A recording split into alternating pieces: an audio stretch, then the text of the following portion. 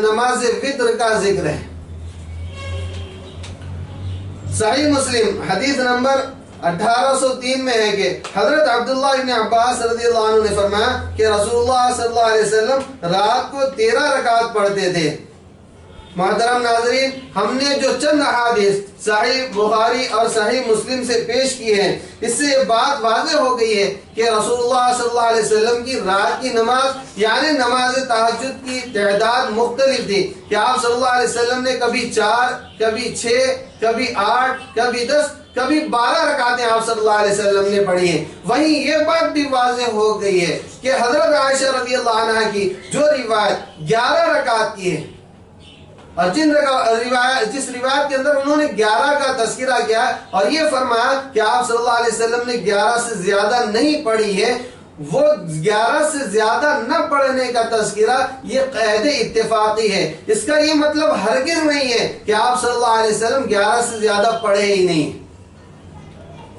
جیسا کہ آپ حضرات نے روایات کے اندر ملاحظہ کیا ہے، اسی وجہ سے حافظ ابن حجر عسقلانی رحمۃ اللہ علیہ کے استاد علامہ عراقی رحمۃ اللہ علیہ المتوفى سن 806 ہجری نے فرمایا کہ نبی صلی اللہ علیہ وسلم کی رات کی نماز پر یعنی نماز تہجد پر علماء کا اتفاق ہے کہ اس کی کوئی تعداد متعین نہیں ہے۔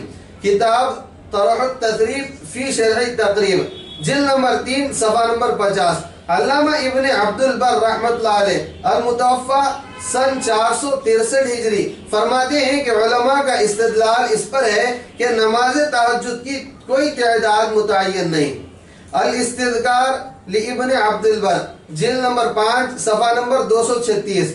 امام شوکانی رحمۃ اللہ علیہ فرماتے ہیں کہ حضرت عائشہ رضی اللہ عنہ سے نبی صلی اللہ علیہ وسلم کی رات کی نماز کے متعلق روایات مختلف ہیں۔ نیل الاوطار جلد 5 صفحہ نمبر 114۔ دوسری بات یہ ہے کہ امام بخاری رحمۃ اللہ علیہ نے 11 رکعت والی روایت، جس کو امام بخاری رحمۃ اللہ علیہ نے تہجد کے باب میں بھی ذکر کیا ہے اور تراویح کے باب میں بھی ذکر کیا ہے، اسی طرح سے 11 رکعت کا تذکرہ امام بخاری رحمۃ اللہ علیہ نے وطر کے باب میں بھی کیا ہے۔ اس سے ہمارے غیر مقلدین بھائیوں کو یہ دھوکہ ہو گیا کہ یہ ایک ہی نماز کے 3 الگ الگ نام ہیں، حالانکہ ایسا نہیں ہے۔ صحیح بات تو یہ ہے کہ یہ 3 الگ الگ نمازیں ہیں، اور امام بخاری رحمۃ اللہ علیہ نے 11 رکعت والی روایت کو نماز تراویح کے باب میں اس لیے ذکر کیا کہ رمضان المبارک کے اندر بھی تہجد کا پڑھنا ویسے ہی ہے جیسے اور 11 مہینوں کے اندر پڑھنا ہے، اور یہی اس کا صحیح مطلب ہے۔ کیوں؟ اس لیے کہ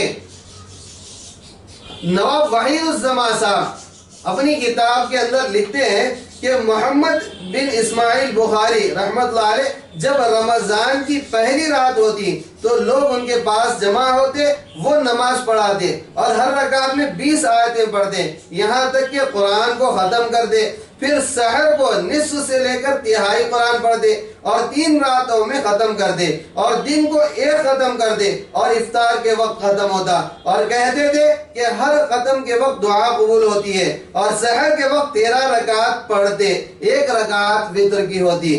دیکھیے تیسیر الباری شرح صحیح بخاری جلد 1 صفحہ نمبر 11۔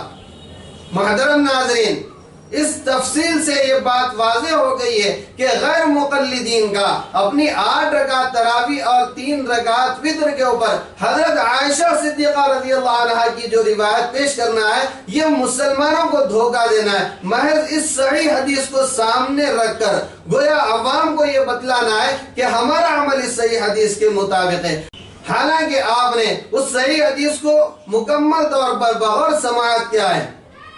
اس حدیث مبارکہ کا ایک جز بھی ان حضرات کے عمل کے مطابق نہیں ہے۔ صرف 11 کا لفظ لیتے تھے، لیکن مختلف روایات کے اسکین پیجز کو آپ نے دیکھا ہے کہ نبی صلی اللہ علیہ وسلم کے تہجد کے عمل کے اندر کوئی ایک عمل متعین نہیں تھا، کوئی تعداد متعین نہیں تھی۔ خود محدثین کے اسکین پیجز آپ نے دیکھے ہیں کہ محدثین خود فرماتے ہیں کہ نبی کریم صلی اللہ علیہ وسلم کی تہجد کے عمل کے اندر کوئی تعداد متعین نہیں تھی. رہا ان حضرات کا صرف 11 کے لفظ کو لینا وہ بھی درست نہیں ہے. لہذا حضرت عائشہ رضی اللہ عنہ کی حدیث میں سے ایک لفظ بھی ان کے عمل کی تائید میں نہیں ہے، اور ان حضرات کا اس حدیث مبارکہ کو اپنے عمل کی تائید میں پیش کرنا یہ مسلمانوں کو دھوکہ دینا ہے. اللہ تعالیٰ سے دعا ہے کہ اللہ تبارک تعالیٰ ان حضرات کے اور ہر غیر مقلد کے فتنے سے تمام مسلمانوں کی حفاظت فرمائے. آمین. وآخر دعوانا الحمدللہ.